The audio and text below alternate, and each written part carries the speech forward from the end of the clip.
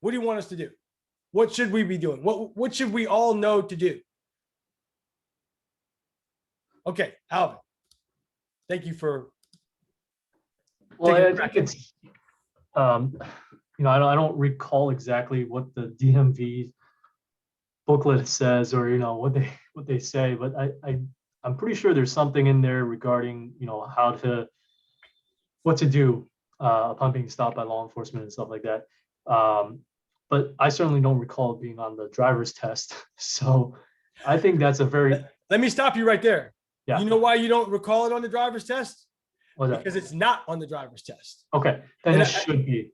Right, and I want to share this with you. Your fellow game changers, one of the top 5 solutions that they've come up with is that traffic stop procedure and protocol, whether it's on the streets or on the freeway, it should be on the DMV test for everyone, not just in the study guide, because people don't really look at that study guide. They don't really digest that. So I'm glad you brought that up.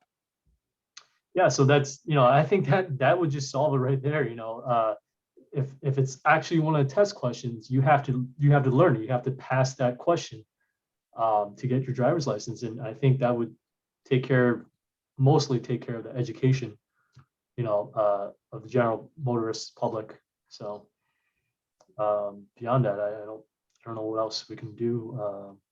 You know, it's basically going to be a standardized way to respond or handle being stopped on a traffic stop, right?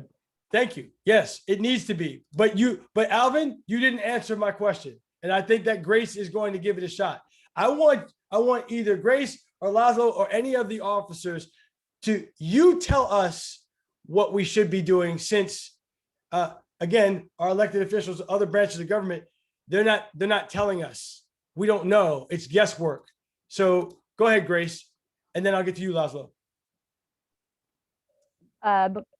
Before I mention what it is that we've kind of been trained to expect from motorists, I will piggyback off of what Alvin said and say that it should be on a test. Unfortunately, DMV is its own entity. They're not controlled by us. And I think people think that. They're like, I don't have my insurance, but look it up. I'm like, I can't look it up. I don't have that ability. Your insurance is its own entity. I don't have access to that. So even though we can see if someone's registered or not, like we don't control what the DMV does. So I would love for that to be a real world scenario, because you are taught what to do technically while driving if an emergency vehicle is behind you. It's to pull to the right side of the road. That's, you know, universal here, and people still get that wrong.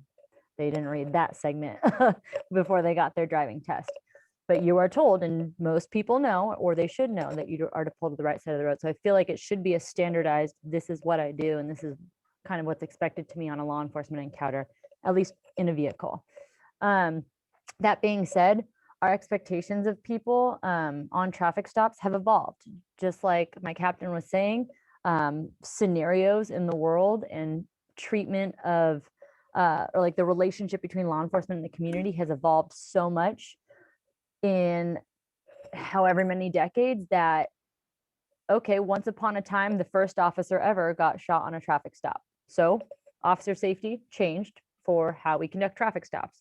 And then for the first time ever, once upon a time, an officer encountered this on a traffic stop that put himself or herself and the motorist in danger. So, okay, now we don't do that on traffic stops. So that all being said, based on what has happened in the past, what we expect now is to be treated respectfully on a traffic stop, in which case we are also expected to treat people the same way.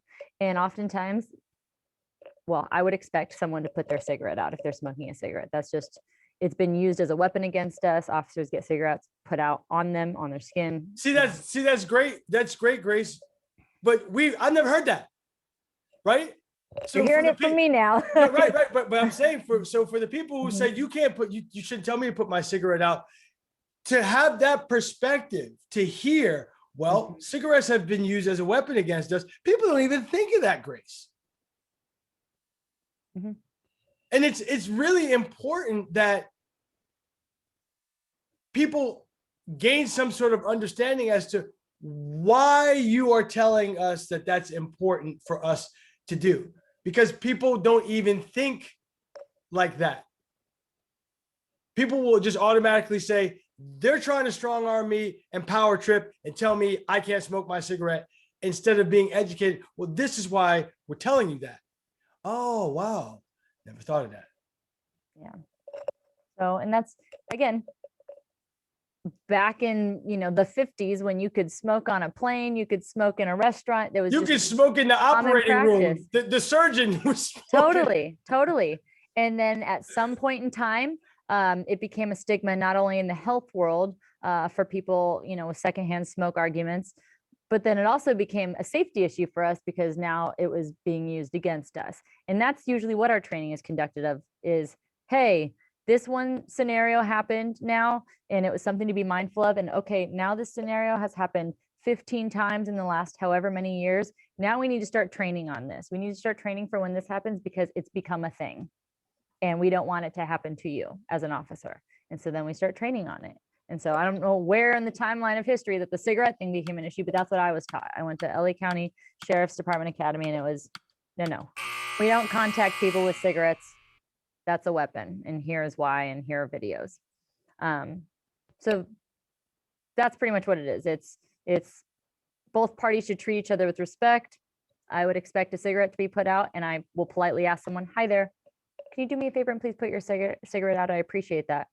It's often responded with not great things, like you said, like why are you being power hungry? Did you have the chance? Did you take the time to explain why? Yep. Oh yeah, of course. And I'll explain that after. If they come back at me with a very like snippet response of, well, why? I know my rights. I'm like, well, the reason I asked you is this. And then sometimes again, that it's not well received, or somebody will change their tune real quickly and be like, oh, okay, sounds good. And then obviously based on what we've seen in media and YouTube, you can look it up, it's everywhere, but what you should know that we're trained on is hands. Hands are what kills. So I am constantly looking at someone's hands when I'm interacting with them. It's not a sign of disrespect because maybe I'm not making eye contact, but it's, if I don't know you and I'm contacting you for this reason, I'm going to constantly be looking at your hands to see where they go. And so that's why we ask, and that's why it's so important for us for your hands to remain visible when we come up on a traffic stop. Now, that doesn't mean like hands to the, it doesn't need to be this dramatic display of situation, but just fishing for things is how in the past officers have gotten killed. So that's why we now train to constantly keep someone's hands visible and keep our eyes on their hands. Where do you want our hands when we're in the car? When you pull visible to them. So usually that means the steering wheel. That's probably the best option. We don't need your hand on the roof. We don't need, sometimes people more so as a display of disrespect than an attempt for safety. They'll, be over dramatized with it and be like, oh no, the cops. And we're like, okay, can we not, can we just have a conversation? But it's the issue of going through pockets and going through things. And I don't care what the color of the person is. I don't care where they're from or what city I'm in, but my expectation of myself is that I'm constantly watching their hands. And so if their hands go someplace I don't know, then that stranger danger is what happens for me. The hair on the back of the neck standing up, it's something that as humans, we all experience when our adrenaline starts pumping and we are faced with something that, kind of tips us off to danger.